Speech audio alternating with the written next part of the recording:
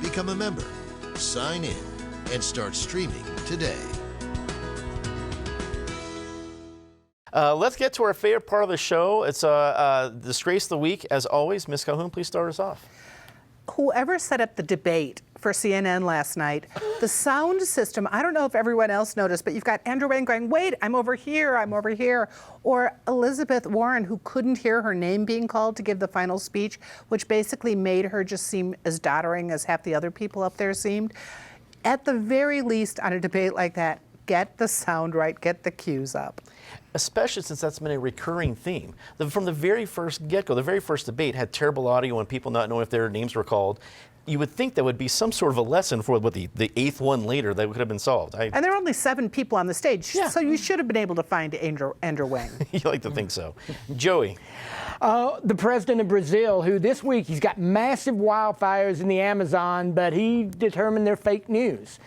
Is that where we are? Fake news is anything that you don't want to believe. You know, I'm losing my hair. That's fake news. That bald spot on top of my head, it's all your imagination. It's a hoax. It's a scam. Thank you, President Trump. I never realized what kind of innovative pioneer Baghdad Bob was. The guy in the Iraq with the tanks behind him. Hey, everything's great here. We're actually winning the war. He was a trendsetter. I had no idea. There you go. Eric.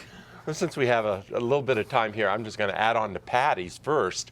It was not only an audio problem, it was a video problem. They had the crawl across the whole screen, the whole backdrop to the set was moving, and many people found that terribly annoying and confusing or whatever. So it was video as well as audio.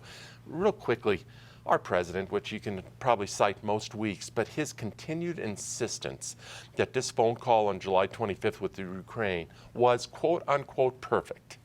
And I understand that's part of his brand. Give no quarter, give no inch. But there's no one who can, he insults his constituents, he insults the American people when he continues to hold to that line.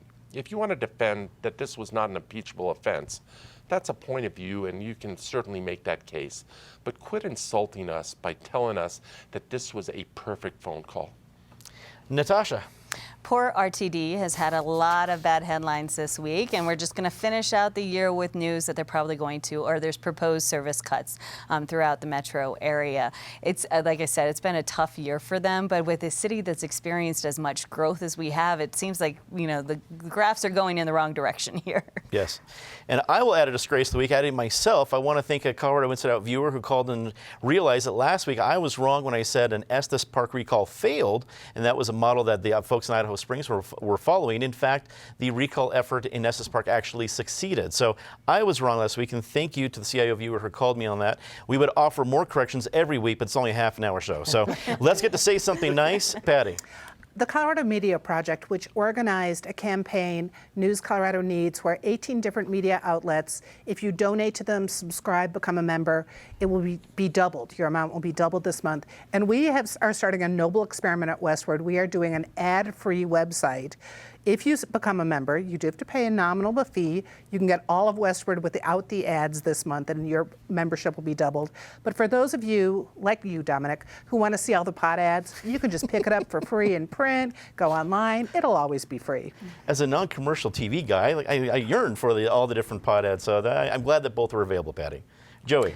Denver Parking Patrol. My friend Andrew Kinney had a story recently about that the Denver had written fewer parking tickets almost at a record low. And why I'm bringing that up now is I parked in a 2-hour spot for 3 hours the other day, the last hour without paying anything, and I didn't get a ticket. Finally, I fought the law, and I won. Eric. I hope Joey's right, because I'm parked halfway illegally out front right as we tape this show. So hopefully Joey's got this on the mark. The Denver Post, there's much to criticize about that newspaper these days. It's shrinking, and obviously most of the fault starts with bad ownership. But they have done one heck of a series on metropolitan districts and the abuse of those districts and just how they're structured and how they benefit developers and end up often screwing homeowners, and kudos to the Post. You're here. Natasha. We spent a lot of time complaining about DIA this year, and while there may be cables hanging out of the ceiling and construction everywhere, I'm always amazed by how often your bags come out without a problem, flights get off. I mean, as we hit this holiday season and people are traveling everywhere, kudos to the people who make DIA run, from the baggage handlers to the Uber drivers to everyone else and let's extend that to the city. There's a lot of people who do important work.